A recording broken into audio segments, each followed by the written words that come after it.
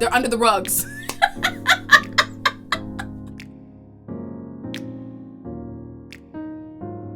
Hey guys, welcome back to my channel. My name is Juju. In today's video, you guys, I am going to be talking about my apartment once again, specifically in this video, the kitchen floors. I know in the last few videos I've been talking about here a lot, but we're circling back, y'all. We're circling back to my apartment and the updates. And yes, you guys, I know I still have not provided part 2 of my bedroom update for those who are paying attention. To be very honest with you, it is, I don't even know how many months later at this point, and my bedroom still looks the way it looked when I changed the backsplash on my wall that is by my headboard. It's still the same. The only thing that's changed at this point is my sheets. But you know what? Let me not get distracted because we know I'm easily distracted. The point is, today's video is going to be talking about my kitchen, specifically my kitchen floor. Now, some of you guys may be familiar with my kitchen floors, some of you may not. For those who are not familiar with my kitchen floors, I had done a kitchen update when I first moved into this apartment. I got the keys to the apartment and I changed the flooring in the kitchen and a whole bunch of other things even before I started staying here. If you guys are interested, that video is linked in the description box, as well as probably a pop-up will show up on the screen somewhere. You can click it and watch it after this video, or if you do decide to go watch it, come back to this video and finish watching it. Anyways, it has been 2 years since I installed some peel and stick flooring in my kitchen. So when I moved in, what was on the floor was linoleum, and I installed peel and stick vinyl flooring on top of that. Now, the peel and stick flooring that I used at that point was from Walmart, the brand Portfolio. The planks were 6 inches by 36 inches, 10 planks in a box, and I believe I used 7 to 8 boxes in the kitchen to do the install. Guys, I did not use anything extra. I literally just took off the peel and stick off the back and adhered it to the linoleum. I know some people go to the extent of adding extra glue or extra adhesive to reinforce the glue that already comes with the peel and stick. I didn't do any of that. I literally just ripped off the back end and put it down on the floor and prayed to God that it would last. Now it is 2 years later. I'm gonna show you guys what the floor was looking like when I installed it, and I'm also going to show you what the kitchen floor is looking like now with the current layout of my kitchen. So I'm gonna stop talking and show you guys that footage right now. So guys, these are pictures when I first got the keys. Before I did anything, I was not a fan of the color scheme. It made the place look really old, and the linoleum just seemed to have stains that I could not remove. These are the floors in the process of putting down the vinyl peel and stick. Looking back, you can already see the impact that contact paper in the cabinets, changing out the light bulbs to make the space brighter had. It really made a difference, just those 2 changes that I made. These right here are some pictures of the finished, well, mostly finished flooring, and this is the floor after 1 year, and finally 2 years later.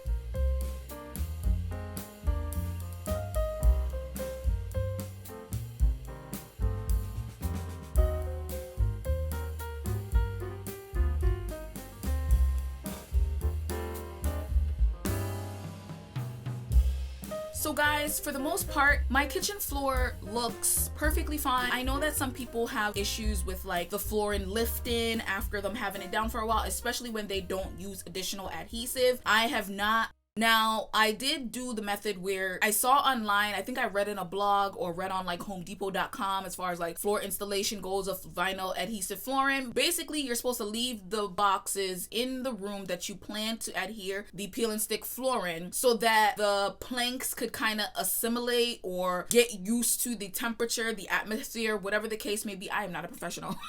I'm not a professional, so if I'm saying it wrong, I apologize. But basically, I was supposed to leave it in the room for a few days so that the peel and stick vinyl would not expand or shrink if I literally came from the store and just slapped it down on the floor. I hear that if you do that, you might find that the planks later shrink or expand and creates an issue with your install. I brought the planks home and I left them in the kitchen for 2 days. Now, I did install these planks in my kitchen, my bathroom, and my laundry room. And for the most part, literally no lifting. The only place that I had lifting was in the bathroom, and that was because I spilled water by the tub in the bathroom, and that literally like lifted up most of the tile. You guys are probably wondering, how do I keep these tiles in place, or what do I do to clean? At least I hope you're thinking about that. That's what I would be thinking if I was watching this video.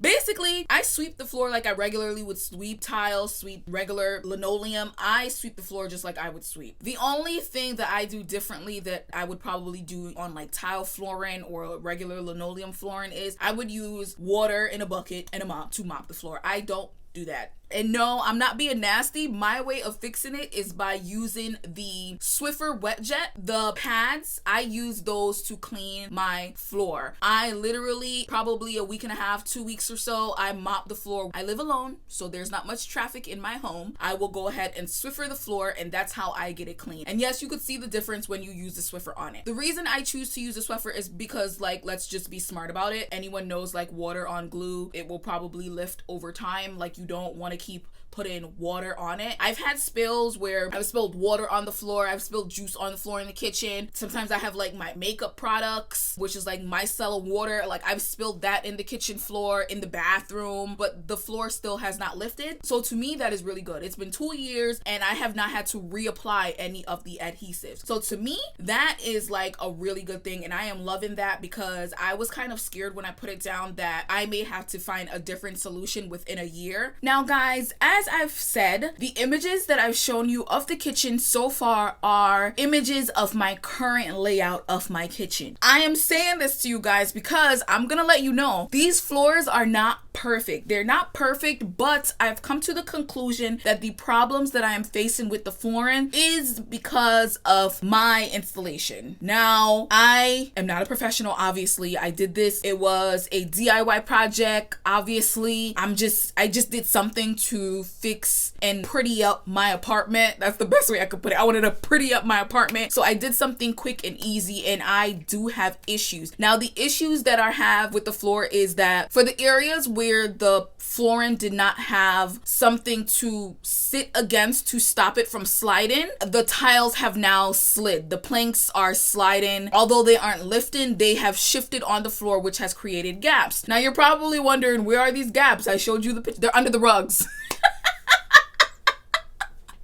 All the gaps that I have in the kitchen are literally under the rugs. The worst gaps, you guys, I'm about to show you right now, the worst gaps are probably in my laundry room. Why? Because I did not move the washing machine, nor did I move the dryer to install the tiles. So those tiles at the very end are almost like trying to like slide under the washing machine and the dryer. And I think the problem with that is also because the temperature varies a lot more in the laundry room than it varies in the other areas of the kitchen. It gets hot and then it gets cooled down. It gets hot, then it cools down. So I think the tile has the opportunity to slide a lot more than it does in the kitchen. Now in the kitchen, by the heater on the wall, I think I have an image of it that I can show you guys. I wasn't able to really get to the wall to finish out the install with those planks, mostly because the linoleum that was already down was kind of like curling up a little. So I wasn't able to adhere the planks to the curling areas. I find that the planks are shifting towards that area. So I see gaps under the rug where I have my kitchen table. There's also gaps by the sink. I knew when I was installing it that there was some kind of guard where it was shifting. So I feel like it allows the planks to move a little bit and shift a little bit because when I put it down, it didn't have an exact stop. That is the only issue that I am having. In the areas where there was not a wall-to-wall install, meaning it didn't finish out the install on any kind of a wall, those planks are shifting a little. Thankfully, the ones in the middle of the kitchen, the main areas that the floor is showing, are not shifting as of yet. I'm hoping that it can stay another like year and a half or so, or 2 years while I'm still in this apartment,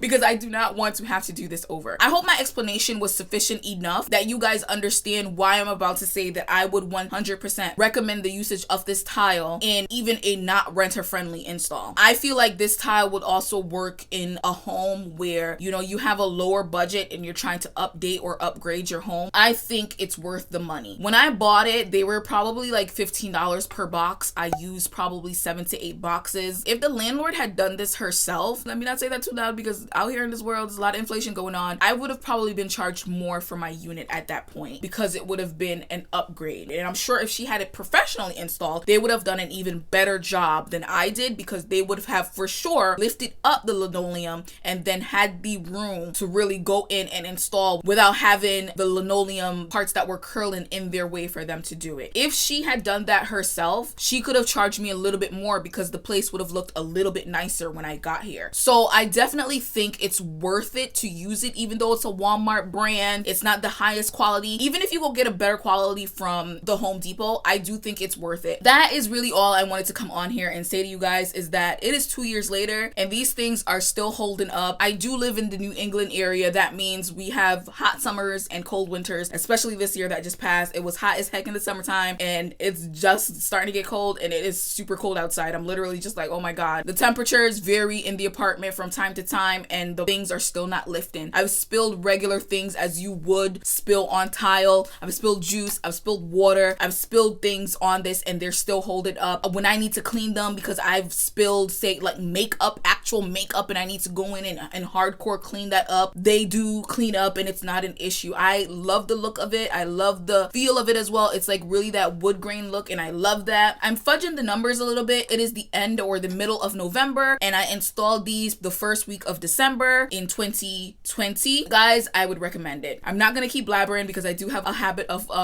going off into tangents, and I think that's all I have to say about it. If you guys have any questions, feel free to comment below. Anything I didn't touch on or anything I forgot to mention or anything I didn't think about as far as how the tile is holding up, how I installed it, anything else that you can think of, feel free to comment below. I will for sure respond to any of your questions, and thank you so much for stopping by and watching another one of my videos. I hope you liked it. If you did, go ahead and click that like button. Also, for the reasons I just said, comment below.